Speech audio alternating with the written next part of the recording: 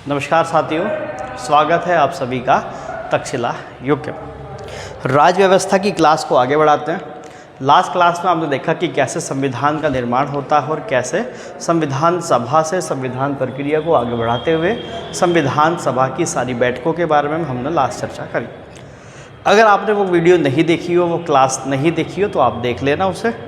बाकी आज हम आगे बढ़ते हैं, भारतीय राज्य व्यवस्था की क्लास को आगे बढ़ा रहे हैं और आज हम देख रहे हैं संविधान सभा की जो समितियां हैं। ठीक है, संविधान सभा की प्रमुख समितियां, संविधान सभा की प्रमुख समितियां,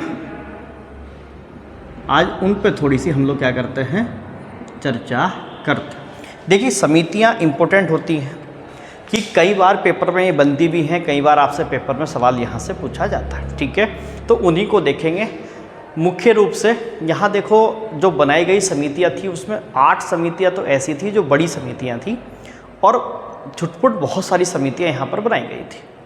हमें सारी समितियाँ नहीं देखनी है, हमें जो इम्पोर्टेंट समिति हमारे लिए हो सकती हैं उनकी चर्चा करनी है। ठीक है, देखिए मैं यहाँ पे 3-4 लोगों की तरफ से समितियाँ बताऊंगा। 3-4 लोगों की जो समितियों के हेड थे, मुख्यतः 3 आदमियों का नाम यहाँ पर ज़्यादातर चलता है, उन्हीं को जान लेंगे और उन्हीं से समितियाँ अमूमन पेपर के अंदर बन जाती हैं। तो सबसे पहला नाम यहाँ जिस व्यक्ति का है वो है हमारे जवाहरलाल नेहरू जी। ठीक है, यानी कि उस समय भारतीय राजनीति के एक सितारे, भारतीय राजनीति में काम करने वाले एक ज़बरदस्त व्यक्तित्व के मालिक हमारे पहले प्रधानमंत्री महोदय, जिनका नाम था जवाहरलाल नेहरू।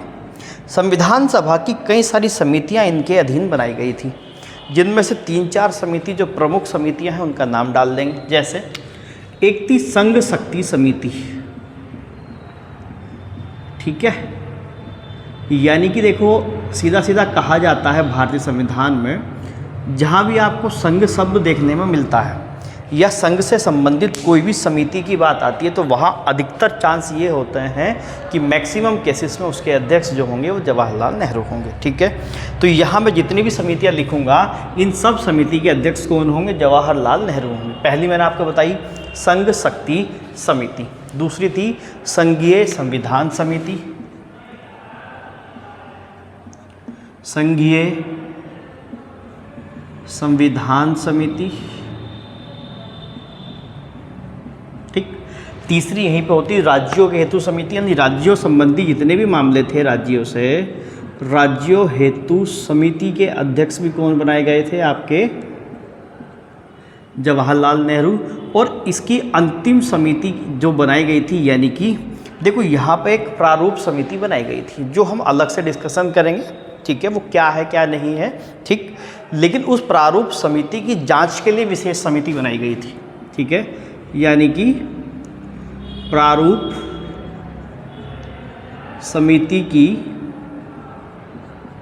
जांच हेतु विशेष समिति, इसके अध्यक्ष कौन बने थे? इसके अध्यक्ष भी आपके बनाए गए थे जवाहरलाल नेहरू। ठीक है, यानी कि जवाहरलाल नेहरू मुख्यतः आप देखोगे इन 4 समिति के अध्यक्ष हैं। ठीक है, जिसमें संघ शक्ति समिति, संघीय संविधान समिति, राज्यों हेतु समिति और लास्ट है आपकी प्रारूप समिति की जांच हेतु विशेष समिति। ये बहुत इंपॉर्टेंट होती है, ध्यान रखना। ठीक है, यानी कि प्रारूप समिति एक बनाई गई थी और उसकी जांच करने के लिए वो सही तरीके से काम कर भी रही है या नहीं कर रही है, या उसमें क्या प्रॉब्लम है, उसके लिए विशेष समिति। ठीक, अभी हाल फिलहाल में आपने पढ़ा होगा, शुरुआती तौर में अगर आप पढ़ोगे, जब पंचवर्षीय योजना आप देखोगे, वहाँ योजना आयोग का जिक्र आता है ना। तो योजना आयोग एक परामर्शदात्री संस्था थी जो अब तो नीति आयोग हो गया है ना, आप सभी जानते हैं। तो ये योजना आयोग ने अपने आप को सलाह देने के लिए एक सलाहकार समिति बनाई थी, यानी कि प्रधानमंत्री महोदय ने तो सलाह देने के लिए योजना आयोग बनाया, योजना आयोग ने अपने आप को सलाह देने के लिए एक सलाहकार समिति बनाई।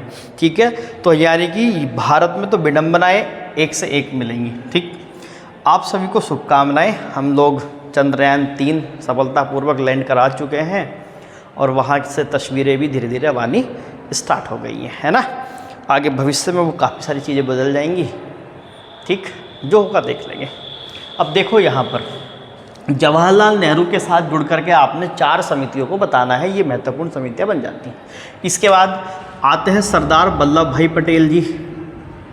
सरदार वल्लभ भाई पटेल, देखो सरदार वल्लभ भाई पटेल जी के साथ कौन कौन सी समिति जुड़ जाएंगी, जैसे यहाँ पे संघीय संविधान समिति है, वहाँ पे प्रांतीय संविधान समिति जुड़ जाएगी। ठीक है, प्रांतीय संविधान समिति जुड़ जाएगी यहाँ पर। ठीक है, एक तो आपको ये जरूर ध्यान रखनी है। दूसरी बात देखिए, यहाँ पर एक मोटे तौर पर आप कह सकते हैं कि जो अधिकारों की समिति है वो सारी की सारी सरदार वल्लभ भाई पटेल के अधीन थी। जैसे अल्पसंख्यक समिति, या आप कह सकते हैं कि अल्पसंख्यकों के जो अधिकार से संबंधित समिति थी वो किसके अधीन थी, वो सरदार वल्लभ भाई पटेल के अधीन। यानी कि भारत के अंदर अल्पसंख्यक कौन होंगे, उन अल्पसंख्यकों को क्या क्या अधिकार दिए जाएंगे, उन्हें क्या क्या अलग से चीज़ें हमें देनी हैं। जैसे आप देखते हैं कि आर्टिकल 29, आर्टिकल 30 वो स्पेशली किसका जिक्र करता है, अल्पसंख्यकों का जिक्र करता है। ठीक है, क्या है क्या नहीं है वो जान लेंगे हम, उसकी टेंशन ना लीजिए आप लोग। ठीक है, तो ये अल्पसंख्यक समिति या अल्पसंख्यकों के अधिकार की जो समिति थी उसके अध्यक्ष भी कौन है, सरदार वल्लभ भाई पटेल है। इसके अलावा सरदार वल्लभ भाई पटेल एक बहुत महत्वपूर्ण समिति थी, यानी कि मौलिक अधिकार समिति। तो मौलिक अधिकार समिति के अध्यक्ष भी यहाँ पर कौन है, वो आपके सरदार वल्लभ भाई पटेल है। यानी कि 3 समिति और तीनों समिति के अध्यक्ष के रूप में काम करने वाले व्यक्ति कौन है, वो हमारे सरदार वल्लभ भाई पटेल है। ठीक है, हालांकि इसके नीचे या इनके नीचे यहीं पे आपको जो मौलिक अधिकार समिति थी, यहाँ 5 उप समितियाँ बनाई गई थी। लेकिन मैं यहाँ 5 उप समितियों का जिक्र नहीं करूँगा, केवल 2 उप समिति बताऊँगा। एक अल्पसंख्यक उप समिति थी बेटा, ठीक है, कौन सी थी, अल्पसंख्यक उप समिति। तो जो अल्पसंख्यक उप समिति थी उसके भी कोई ना कोई अध्यक्ष होंगे ही, तो उसके अध्यक्ष थे आपके, आप बताएंगे। ठीक है, शायद उल्टा कर दिया गया, हाँ, अल्पसंख्यक उप समिति के आप अध्यक्ष बताएंगे SC मुखर्जी। ठीक है, कौन, हरेंद्र कुंवर मुखर्जी या HC मुखर्जी बोलते हैं, पूरा नाम क्या है, हरेंद्र कुंवर मुखर्जी। वहीं मौलिक अधिकार उप समिति थी एक। ठीक है, ध्यान रखना कि कौन सी उप समिति, मौलिक अधिकार, JB कृपलानी, JB कृपलानी। यहाँ तक कोई दिक्कत नहीं आई थिंक। देखिए, प्रांतीय संविधान समिति, अल्पसंख्यक समिति और अल्पसंख्यक उप समिति के अध्यक्ष SC मुखर्जी, मौलिक अधिकार समिति के अध्यक्ष सरदार वल्लभ भाई पटेल और मौलिक अधिकार उप समिति के अध्यक्ष JB कृपलानी। तो ये यहाँ तक आपको मुझे लगता है कि कोई प्रॉब्लम नहीं होगी। देखो, ये सारी समितियाँ हैं बच्चे और सारी महत्वपूर्ण बनती हैं। मैं सारी महत्वपूर्ण समितियाँ यहाँ पर डाल दूँगा। नेक्स्ट हमारे डॉक्टर राजेंद्र प्रसाद जी, उनके साथ कौन कौन सी समिति जुड़ी है ज़रा वो भी आप लोग देख लीजिए। वो भी बड़े व्यक्ति हैं उस समय, और आप सभी जानते हैं कि स्वतंत्र भारत के पहले राष्ट्रपति महोदय कौन बने, वो हमारे डॉक्टर राजेंद्र प्रसाद जी थे। संविधान सभा के अध्यक्ष भी थे, आप सभी ने देखा। तो डॉक्टर राजेंद्र प्रसाद जी, इनके साथ जो सबसे पहला चीज़ जुड़ती है वो ये है, संविधान सभा के अध्यक्ष तो थे ही, तो उस बात को छोड़ देते हैं। ठीक है, इन्होंने क्या किया था कि झंडे के लिए, राष्ट्र ध्वज के लिए एक तदर्थ समिति बनाई गई थी, उसके अध्यक्ष थे। राष्ट्र ध्वज संबंधी तदर्थ समिति, तदर्थ समिति।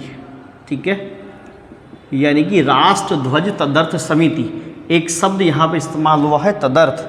तदर्थ का मतलब क्या होता है, देखो, तदर्थ का मतलब होता है जो केवल और केवल एक ही काम करे, इसके अलावा कोई और अन्य काम ना करे। जैसे राष्ट्र ध्वज संबंधी तदर्थ समिति का मतलब ये होगा, ये समिति केवल और केवल भारत के नेशनल फ्लैग के ऊपर काम करेगी, इसके अलावा कुछ और काम नहीं करेगी। ठीक है, ध्यान रखना। ठीक है, एक बनी थी प्रक्रिया नियम समिति, प्रक्रिया नियम समिति, जो ये देखेगी ठीक कि प्रक्रिया सही से काम चल भी रहा है या नहीं। एक थी संचालन समिति, उसके अध्यक्ष भी कौन थे? डॉक्टर राजेंद्र प्रसाद थे। एक थी वित्त एवं कर्मचारी समिति, वित्त एवं कर्मचारी समिति। देखो ज़्यादा डिटेल में इनमें जाने की ज़रूरत नहीं है कि क्या क्या नहीं कैसे, केवल आप समिति जानिए और समिति का अध्यक्ष कौन रहा है। देखो ये सवाल ना यहाँ से अगर पीसीएस की बात करता हूँ तो बहुत बढ़िया सवाल बन जाता है मिलान करने के लिए, सुमेलित करने के लिए। यानी कि मैं यहाँ 4 समिति दूंगा, 4 लोगों के नाम दूंगा और पूछ लूँगा बताइए कि कौन सी समिति किससे जुड़ी हुई है ना, इम्पोर्टेंट है। एक आप बताओगे भाषाई प्रांत आयोग बनाया गया था। इन समितियों के बाद ये सारी कहानी यहाँ हो जाएगी, भाषाई प्रांत आयोग।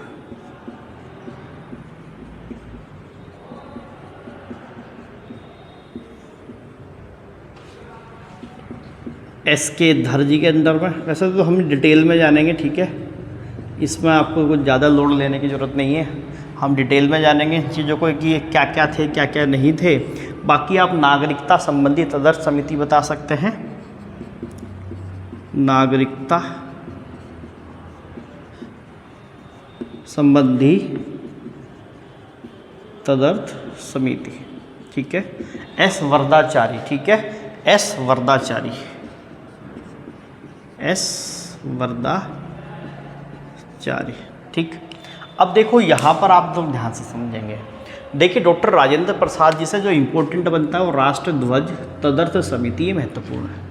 इसके अलावा देखिए अगर आप संचालन समिति देखेंगे, ये आप ध्यान रख सकते हैं कि इसकी अध्यक्षता भी कौन करते थे, ये भी डॉक्टर राजेंद्र प्रसाद करते थे। वही एक होती थी कार्य संचालन समिति, ठीक है, तो कार्य संचालन समिति के अध्यक्ष थे KM मुंशी। वो इतने महत्वपूर्ण बात नहीं है, लिखना चाहो लिख लो, अलग से लिख लेना, कार्य संचालन समिति, ठीक है, उसके अध्यक्ष थे KM मुंशी। कार्य संचालन समिति अध्यक्ष थे KM मुंशी साहब, ठीक है। लिखना चाहोगे आप लोग लिख लेना इस वाली बात को भी, ठीक। तो ये कुछ समितियां महत्वपूर्ण समितियां हैं। अब आपने सोचा होगा कि यार इसमें हर समिति का नाम तो बता दिया, हमने तो बड़ा सुना प्रारूप समिति प्रारूप समिति। तो चलिए थोड़ी सी नज़र डालते हैं प्रारूप समिति के ऊपर। देखिए प्रारूप समिति एक्चुअल में बहुत ज़्यादा महत्वपूर्ण होती है और पेपर के पॉइंट ऑफ व्यू से आपको बहुत ज़्यादा देखने को मिलेगी भी, ठीक है। चलिए थोड़ी सी नज़र डालते हैं प्रारूप समिति के ऊपर। आई थिंक ये समितियां जो मैंने आपको बताई हैं इनमें कोई पंगा नहीं होगा, आपको बात समझ में आ गई होगी। देखो इसमें ना समितियों में कई बार सवाल बनता है तो आप लोग इसे छोड़ना नहीं। दूसरी बात ये है कि यहाँ ज़्यादा डिटेल में जाने की ज़रूरत नहीं है आप लोगों को कि ये समिति के अंदर क्या है क्या नहीं है, कितने सदस्य क्या, तो वो सब चीज़ें करने की ज़रूरत नहीं है यहाँ पे। अब आप देखिएगा प्रारूप समिति, अंग्रेजी में ड्राफ्टिंग कमेटी बोलते हैं,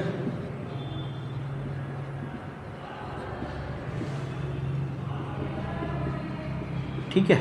अंग्रेजी में क्या बोलते हैं? Drafting committee. यानी कि देखिए मोटे तौर पे जैसे प्रारूप एक शब्द इस्तेमाल करा गया है, प्रारूप का मतलब क्या है कि किसी चीज़ को एक तरीके से ढांचा प्रदान करना। जैसे अगर हम किसी चीज़ को बना रहे हैं, जैसे कोई हम अपनी ड्रेस बना रहे हैं, उसमें कहाँ कहाँ क्या क्या लगना है, कौन से बटन, कौन सा कलर, उस पर किसके टैटू है ना, या शर्ट पे कॉलर किस तरीके का लेंगे। जैसा आप अमूमन देखते होंगे कुछ लोग कॉलर छोटे कर देते हैं, कुछ लोग कॉलर बड़े करते हैं, कुछ लोग है ना चीज़ों को खड़ा कर लेते हैं। इसके अलावा कुछ लोग बटन का इस्तेमाल करते हैं, कुछ लोग उसमें चटकनी लगवा लेते हैं, खासकर अब तो देखने को नहीं मिलता है। लेकिन एक तरीके से ढांचा तैयार करना, यानी कि हम संविधान बनाने वाले हैं तो उस संविधान को हम ड्राफ्ट कैसे करेंगे, ढांचा कैसे तैयार करेंगे, उसका खाका कैसे तैयार करेंगे। तो वो जो तैयार करने का जिम्मा था वो दिया गया था किसे? प्रारूप समिति को। ध्यान रखना, यानी कि ढांचा या खाका, मैं कह सकता हूँ ढांचा या खाका, ये तैयार करने का जिम्मा किसका है? प्रारूप समिति का। अब कई बार ये सवाल बनता है कि प्रारूप समिति कब बनी और इसके अंदर कितने सदस्य थे। देखिए मोटे तौर पर आप मानना कि हम जब आज़ाद हुए 15 अगस्त 1947 को, जब हमारा स्वतंत्रता आप कह सकते हैं स्वतंत्रता अधिनियम 1947 आया, तो उस अधिनियम के तहत दो संप्रभु राष्ट्र की बात हुई। एक संप्रभु राष्ट्र बनेगा यानी कि जिसका खुद पे अधिकार है, जिसके आंतरिक और बाह्य मामलों में किसी दूसरे देश का कोई हस्तक्षेप नहीं होता। तो एक पाकिस्तान बना देंगे, एक भारत बना देंगे, ठीक है। तो पाकिस्तान का मामला अलग हो गया है। अब जब भारत की बात आती है तो भारत में अब ये बात समझ में आएगी, हमें काम तो करना ही है, संविधान बनाना ही है, तो तेज़ी से बनाएं। तो क्यों ना यहाँ उसका प्रारूप, यानी कि आप देखोगे कि हमने अलग अलग काम जो है वो अलग अलग समितियों को बांट दी है। जैसे मैं आपसे कहता हूँ कि आप मान लें किसी की शादी में गए, आपने कभी शादी कोई आपके घर में परिवार में हुई होगी, तो वहाँ पे एक व्यवस्था होती है कि कुछ लोगों को कोई काम दिया जाता है, कुछ लोगों को कुछ और काम दिया जाता है, कुछ लोगों को मैनेजमेंट संभालना है, कुछ लोगों को पानी पिलाना है, कुछ लोगों को कुर्सी देखनी है, यानी कि अलग अलग काम करते हुए आप लोग देखेंगे। तो उसी तरीके से संविधान जब बनेगा तो एक बहुत बड़ा डॉक्यूमेंट है, यानी कि बहुत सारा काम करना है, तो अलग अलग लोगों को अलग अलग काम बांटे गए। उसी के जरिए आपने देखा कि समितियां देखी, इससे पहले समितियां देखी, ठीक है, तो अलग अलग काम बांट दिए गए। तो उसी काम में प्रारूप कैसे बनेगा, हम ढांचा कैसे तैयार करेंगे, हमारा ड्राफ्ट यानी कि आधार क्या होगा संविधान का, तो वो सब चर्चाएं किसके अंदर रखी गई, प्रारूप समिति के अंदर रखी गई। 15 अगस्त को आज़ाद होने के बाद लगभग 2 सप्ताह तक हमने जश्न मनाया। ध्यान रखना भाई, बड़ा मौका था। इतने लंबे समय का जो संघर्ष था वो ख़त्म हुआ, तो ये ज़रूरी था कि जब हम आज़ाद हों या हमें अपना मुल्क मिले तो जश्न तो होना चाहिए। जैसे कि हम सभी कहते हैं कि आजकल नए लोगों में हम में कल्चर चलता ना, पार्टी आफ्टर पार्टी, और वो पार्टी मानी ना जाती जो दिन में होती है, रात को पार्टी मानी जाती है अमूमन कि रात की पार्टी ही दमदार है। कुछ लोग तो पार्टी के नाम पे आप देखोगे कि दूसरे व्यक्ति का खून ही पी जाएंगे, है ना। वो कहेंगे कि पार्टी चाहिए तो अपने खून बेच के पैसे ला, हमें तो पार्टी से मतलब है। और पार्टी में भी अमूमन व्यक्ति कोशिश ये करता है कि जब पार्टी पूर्ण हो तो मैं सीधा ना चल पाऊँ, कदम मेरे बहके, है ना। यानी कि बहुत खासकर अभी जो वेस्टर्न कल्चर है उसमें पार्टी की तो भरमार है।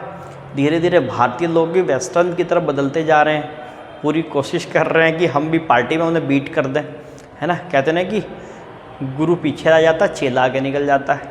तो भारत आगे निकलने को तैयार है पार्टीज़ के मामले में, यानी कि अलग अलग कल्चर अलग अलग क्षेत्र में आपको देखने को मिलेगा, ठीक। तो हम लोगों ने पार्टी करी 2 सप्ताह, और पार्टी करने के बाद बात समझ में आई कि भैया चलो कुछ काम वाम कर लेते हैं। तो 29 अगस्त 1947 को, यानी कि वही लगभग 14 दिन का समय हमने लिया, ऐड करूंगा तो कितना आ जाएगा, 29 अगस्त 1447 को हमने किसे तैयार किया, बना करके प्रारूप समिति को तैयार किया। और इसके अंदर अध्यक्ष सहित 7 सदस्य, ठीक है।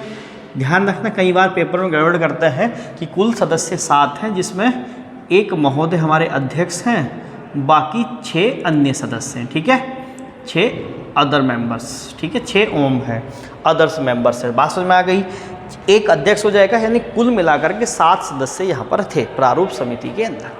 अब देखो यहाँ मोटे मोटे तौर पे प्रारूप समिति से जो बात बनती है वो ये बनती है कि आपको 7 लोगों के नाम पता होने चाहिए। देखो, अगर आप केवल और केवल छोटे एग्जाम के लिए पढ़ते हैं तो आप प्रारूप समिति के अध्यक्ष कौन रहे, कितने व्यक्ति थे, कब बनी, इतनी बातों के साथ जा सकते हैं, कोई दिक्कत है नहीं। लेकिन आपको 7 नाम पता होने चाहिए कि वो 7 आदमी हैं कौन, ठीक है। अध्यक्ष के रूप में तो आपने देखा डॉक्टर भीमराव अंबेडकर साहब, डॉक्टर भीमराव अंबेडकर जी, जिन्हें हम बाबा साहब भी कहते हैं, ठीक है, ये अध्यक्ष के रूप में काम कर रहे थे। सेनापति तो यही है। इसके अलावा अलग अलग लोग हैं, जैसे के.एम. मुंशी साहब हैं, ठीक। इसके अलावा आप इसमें अयंगर, 2 अयंगर साहब हैं, जैसे एक आपका गोपाल स्वामी अयंगर है, गोपाल स्वामी अयंगर, एक हमारे कृष्ण स्वामी अयंगर हैं, कृष्ण स्वामी अयंगर है, ठीक है। अंबेडकर साहब, के.एम. मुंशी, एक गोपाल स्वामी अयंगर, एक कृष्ण स्वामी अयंगर, सैयद मोहम्मद सादुल्लाह, एन. माधव राव, सैयद मोहम्मद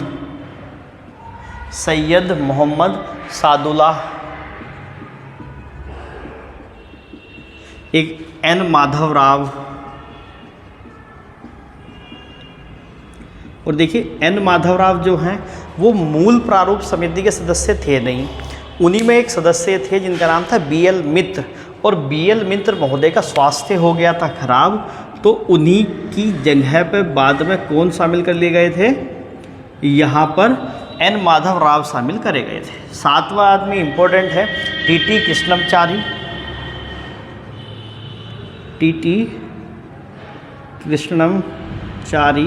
ठीक है, यानी कि यह कृष्णनचारी या कृष्णमचारी जो भी कहना चाहो आप लोग, ठीक है। ये इम्पोर्टेंट क्यों है, क्योंकि ये भी आपकी मूल समिति या प्रारूप समिति जो मूल आधार पर बनी थी शुरुआती दौर में, उसके सदस्य थे नहीं। 1948 में एक व्यक्ति थे DP खेतान साहब, उनकी हो गई थी मृत्यु। तो जब इनकी मृत्यु हुई तो इनकी मृत्यु के बाद जो व्यक्ति शामिल करे गए वो थे TT कृष्णमचारी। तो कुल मिलाकर के ये 7 आदमी हैं, इनका नाम आपको जरूर ध्यान रखना है। डॉक्टर भीमराव अंबेडकर प्रारूप समिति के अध्यक्ष, इन्हीं के अंडर में इन सब लोगों ने काम किया। मुंशी जी हैं, स्वामी अयंगर है, कृष्ण स्वामी अयंगर है, सैयद सादुल्लाह है, मोहम्मद M माधव राव और TT कृष्णमचारी है।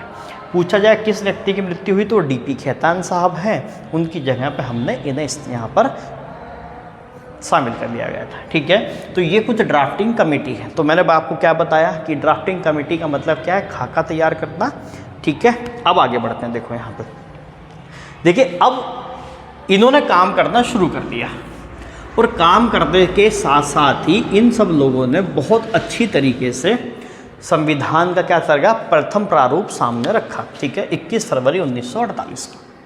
आप बता सकते हैं कि 21 फरवरी 1948 के दिन संविधान या भारतीय संविधान का प्रथम प्रारूप सामने रखा या सामने आया, ठीक है। यानी कि ये प्रारूप होने वाला है जिसके अंदर कुल आर्टिकल रखे गए थे 315 के आसपास, कि इसमें कुल कितने आर्टिकल शामिल होंगे 315, और साथ में 8 अनुसूचियों की बात हुई थी। अनुसूची रखी गई थी 8, जब पहला प्रारूप सामने रखा। और इस प्रारूप को अंतिम नहीं कहा गया, लगभग 8 माह का समय दिया कि आप अपना किसी का भी कोई भी सुझाव उस पर बहस करेंगे, उस पर चर्चा करेंगे, उस पर संशोधन करेंगे, वो दे सकता है, ठीक है। यानी कि चर्चा एवं संशोधन हेतु कितने माह मिले, 8 माह मिले, चर्चा व संशोधन हेतु, ठीक है। चर्चा व संशोधन हेतु कितने महीने मिले, 8 महीने वहाँ पर मिले। कहते हैं कि लगभग 7,500 के आसपास प्रस्ताव देखने को मिले, जिनमें से लगभग या आप कहिए कि 2,500 के आसपास प्रस्तावों पर विचार हो पाया। सब पे विचार नहीं हो पाया, और अंततः दूसरा प्रारूप सामने रखा गया। कब, अक्टूबर में। मैं सारे बता रहा हूँ, ठीक है, उसकी ज़रूरत नहीं है, आपने दूसरा प्रस्ताव बताना। ये 26 अक्टूबर 1948 में मिला, ठीक है। दूसरा प्रारूप कब रखा, 26 अक्टूबर 1948 में दूसरा प्रारूप सामने रखा गया। प्रारूप समिति ने बहुत समय लिया काम करने के लिए, और प्रारूप समिति की कहा जाता है कि लगभग 141 बैठकें हुई, ठीक है। यानी कि प्रारूप समिति की लगभग कितनी बैठकें हुई, 141 दिन, कहना तो गलत होगा, 141 बैठकें कही है, ठीक है। आप क्या कहोगे कि प्रारूप समिति की कितनी बैठकें हुई, 141 बैठकें हुई, ठीक। इसके अलावा मैंने आपको बता दिया था कि प्रारूप समिति की जांच के लिए एक विशेष समिति बनाई गई थी, जिसके अध्यक्ष कौन बनाए गए थे, जवाहरलाल नेहरू, वो मैंने अभी आपको बताया, ठीक है। यानी कि प्रारूप समिति की जांच के लिए ये मेंबर हैं प्रारूप समिति के। यहाँ पर आप लोग एक चीज़ का और ध्यान रखोगे, एक संविधान सभा के मेंबर थे, ठीक है, जिनका नाम था निराजुद्दीन अहमद, निराजुद्दीन अहमद, ठीक है। क्या नाम है, निराजुद्दीन अहमद। अब आप कहोगे जी ये कौन है जी, ये संविधान सभा के एक सदस्य थे, ठीक है, संविधान सभा के सदस्य। निराजुद्दीन अहमद ने कहा था कि जो ये प्रारूप समिति है ये आपकी अपवहन समिति है, ठीक है, अपवहन समिति, यानी कि बेकार, कुछ नहीं है, ये कोई काम वाम करने वाली नहीं है, इन्होंने बहुत ज़्यादा समय लगा दिया, बिना मतलब हमारा समय फिजूल खर्च कर दिया, ठीक है, ये कहा था निराजुद्दीन अहमद साहब ने, ठीक। तो ये रही आपकी समितियाँ और समितियों से संबंधित आपका सारा आंकड़ा। देखिए, मुझे उम्मीद है कि बात समझ में आ गई होगी। आप क्लास को बहुत अच्छे से देख लेंगे, बात को दोबारा सुनना चाहें तो दोबारा रिपीट कर लेना, ठीक है, अच्छा सा नोट्स बना लेना अपनी कॉपी में। इसके अलावा देखिए, समितियों में और ज़्यादा कुछ समझने की ज़रूरत है नहीं, आपको यहाँ से अपना काम हो जाएगा इसी से, ठीक है। अगली क्लास में फिर मुलाकात करेंगे जल्दी। और देखिए, मैं उम्मीद करूँगा कि लगातार क्लासेस आएँ, डेली ये क्लासेस आ जाए। पिछले 2-3 दिन से मौसम थोड़ा सा ख़राब था, वरना क्लासेस तो आपकी आनी थी। अब आशा करूँगा कि रेगुलर एक क्लास आ जाए, उम्मीद रखूँगा, ठीक है। चलिए, फिर मुलाकात होगी अगली क्लास में। तब तक के लिए बहुत बहुत धन्यवाद। जय हिंद।